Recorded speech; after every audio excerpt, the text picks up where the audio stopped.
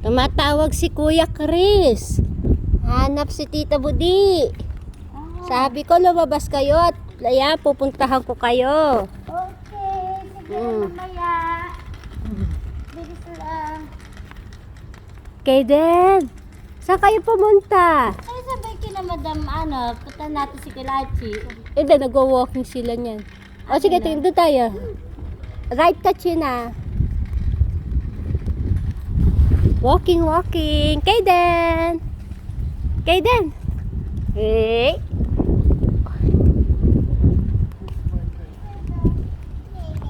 There's Ate China. Go to the right. Right. Paulit-ulit ka rin ang kwento namin ni Kuya, kaya hayaan mo lang, mamaya na.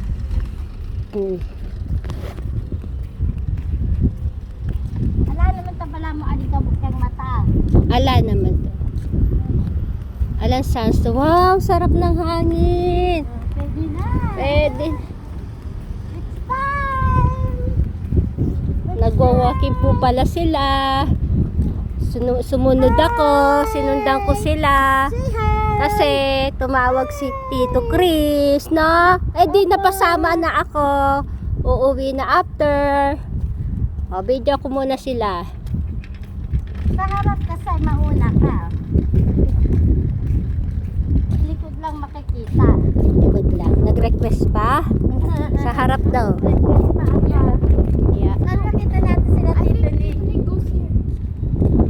Ha? Hindi, baka nihatid na niya yung aso. Check mo, baka may car. Ayos, may hangin. Kaya, samahan. Doon, sa right pa.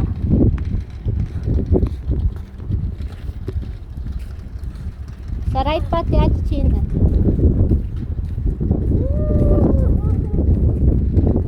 Just because na, hanapan na kay Ismael. China, where? Doon.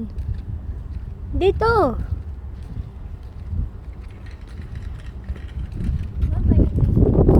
Ha? Maingay? O ba? Bakit? Gagamitin mo tas maingay.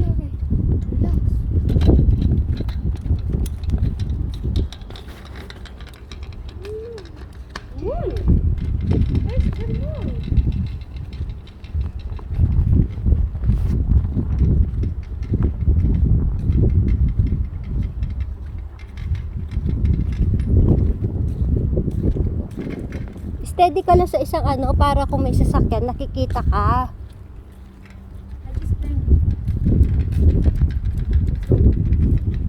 Doon nga, bakante si Tito ni.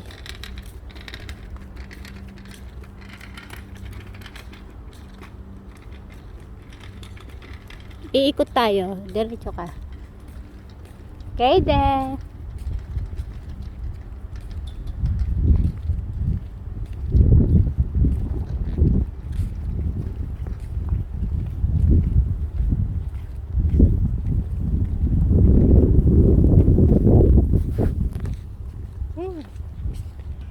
Straight natin yan.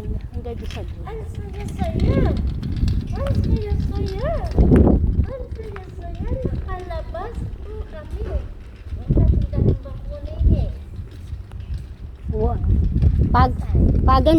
Pagandahan no kanyan. Katindahan bakuna. Pagandahan no kanyan. Lawin mo. Bisado burutangan. Oh. Agi may oliwas at ang Kaden. Bata. Oh, sige. Kaden. Sabi ko ikot. Diretso. I wanted to see Kaden. Ha? Ikaw naman kay Kaden.